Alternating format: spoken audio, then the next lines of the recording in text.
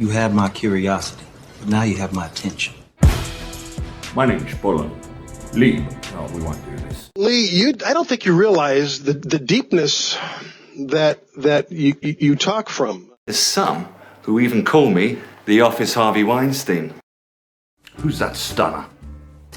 Woof woof.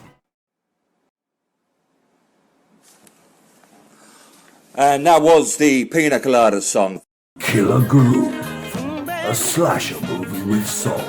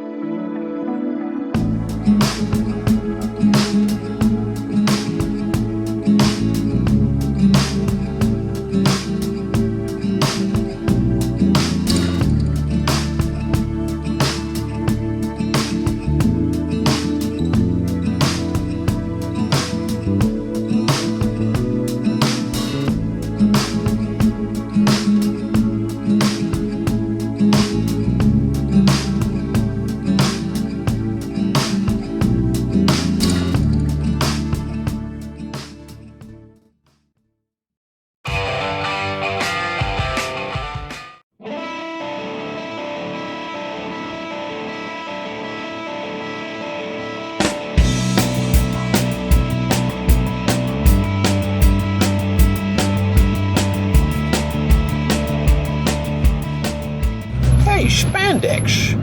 What do you need from me exactly? Well, I work for a local newspaper and I need to come up with stories. So I thought, what if you bring the crime to me? Once she's there, you jump out, grab hold of her handbag, then I'm going to come through the bushes, throw a fireball at you and startle you. And then what I'm going to do is I'm going to kick Nero in the balls and then punch Marcel in the face. Not unless you want to eat through a straw for a month.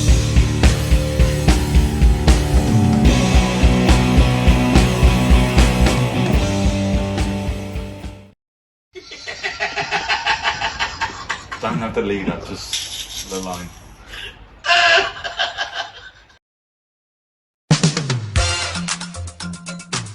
What can you tell these guys about Rod Temperton?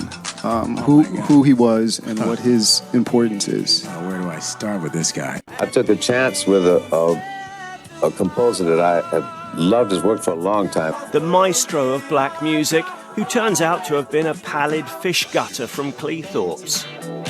Quincy always talks about, thinking that I must have been black. Because he was just this little skinny British guy.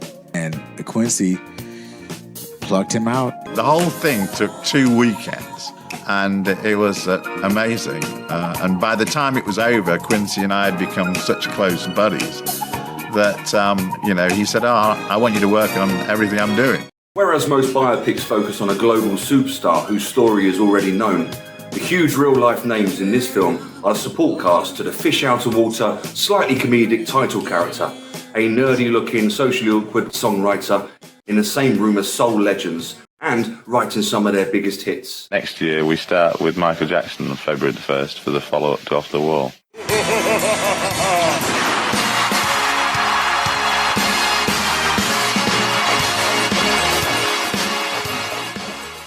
And all of this happened between 1977 and 1983. Wow.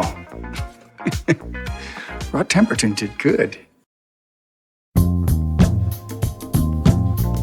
A bloody blend of Tarantino, Wes Craven, and Soul Train. The year is 1984. Rising to the Top by Kenny Burke blasts from the DJ's booth as Tyler McCoy glides through the Red Moon Soul Club, turning heads with every stride along the Crimson Hallway.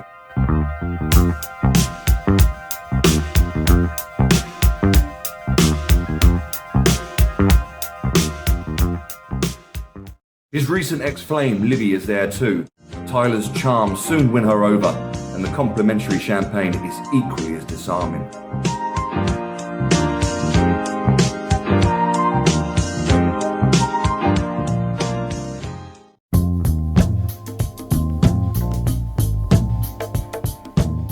Tyler calmly wipes Libby's blood from his face and hand scythe and starts wrapping her body in the plastic sheeting, the second of 5 ex-girlfriends he plans to slay. Meanwhile, 3 former girlfriends are unaware that they're about to receive a call from the producer of Killer Groove, offering an all-expenses-paid evening with their favourite soul singer. Supernatural. Killer Groove. A slasher movie with soul.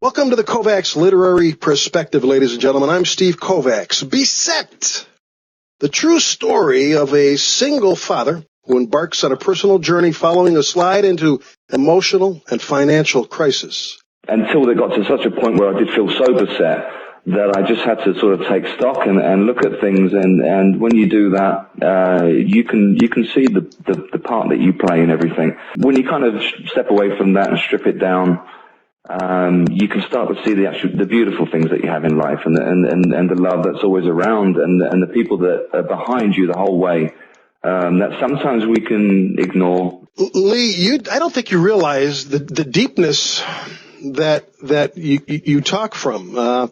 What you've said about love and about your autistic child, that there's so much there that you didn't even realize, and you relearned love. I tell you, it just says much for your book.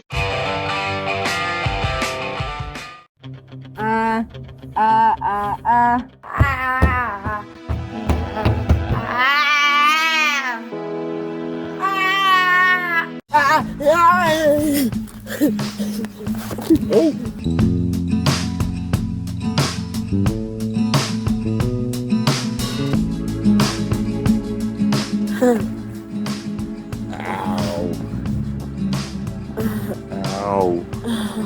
Put your nails in.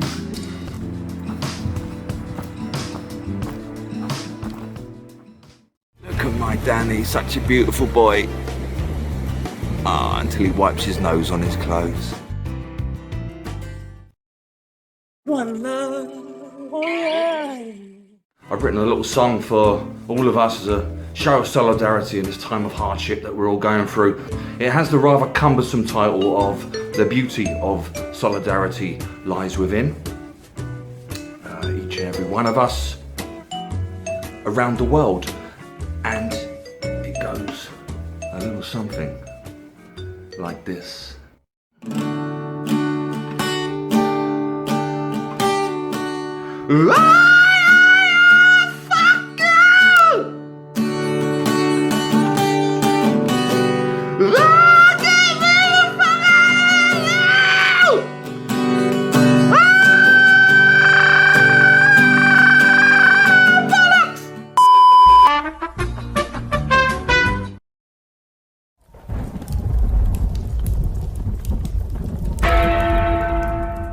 This is Radio Apocalypse and I'm Clement Smith. Nuclear winter news, just in. Several packs of two-headed wolves have been spotted around Crater Town. Take extra care if venturing outside to forage for supper. In another scavenger report, he survived the 1960s, he survived decades of self-abuse, he survived the atomic war, he continues to survive the nuclear winter, he has survived until his 140th birthday and counting, and yesterday he survived an attack by a pack of radioactive dingoes. He's none other than Keith Richards, and we have him on the line to speak with us. And that was the Pina Colada song by Rupert Holmes. Something warm and cheery for an otherwise bitter nuclear winter. Protest over. Event over. How'd you delete this? What's this on? 1, 2. Eddie Fox is a British Yellow Vest veteran who claims to have PTSD, having completed several so-called tours of the French hotspots. Eddie now lives among nature in his adapted coastal cave. Well, yeah, that's my new home up there. Fourth from the left. Home sweet home. And it was there that the young boy threw himself on a petrol bum.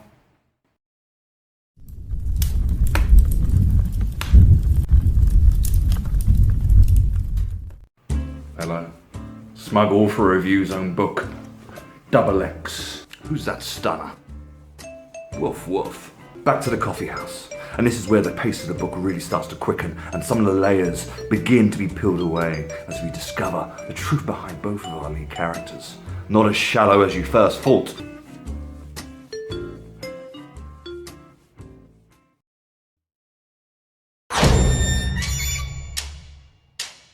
Trapped in a lift with a celebrity. You're welcome. Their instincts told them they were literally hanging by a thread, and they clutched the sides of the elevator in desperate hope of keeping everything suspended in one piece. Corsica half-heartedly tried the lift button again and let out a tired sigh. I should be coming on stage now, she said numbly. Right now my entire team's going berserk. 15,000 people are waiting for me and I'm stuck in a lift with you. Let's kick off with an overly dramatic Marvel-type intro.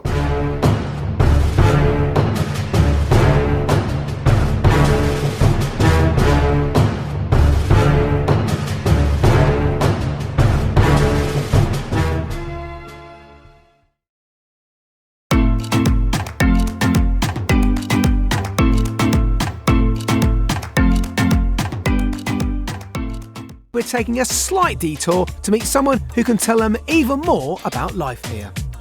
You moved to southern Tenerife. Anything that these guys should look out for? In this particular area, you've got a lot within, say, 10 minutes. You've got the beach, you've got the airport, you've got good shopping, and obviously the big tourist area. And around here, you've got some great nature and walks and hiking spots. Not so much planned routes, but just set off and have a coffee along the way. I don't think they're into coffee that much. I think they'll be sitting there at the end of the day. Well, gin, Nice gin. Or a nice mojito. You've been here 20 years and you sound just as enthusiastic as you probably were a couple of decades ago, so thank you so much for your time.